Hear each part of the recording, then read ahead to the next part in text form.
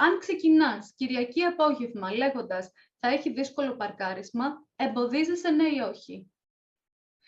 Και αν δεν υπήρχε κάποιος που με ειλικρίνεια θα στο φωτογραφίσει επί τόπου και θα σου πει «έλα βρε Νίκο τώρα, μη λες τέτοια πράγματα στη δασκάλα σου, θετική σκέψη έχουμε κάνει τόσο καιρό», θα το έπαιρνες χαμπάρι ότι σκέφτεσαι αρνητικά σε ένα τόσο απλό παράδειγμα? Την αλήθεια, μεταξύ μας. Η πιθανότητα είναι όχι. Γιατί, ξανά γιατί. Γιατί σκεφτόμαστε, λειτουργούμε στον αυτόματο πιλότο. Άρα συνείδητα βγαίνουν οι πρώτες σκέψεις μας.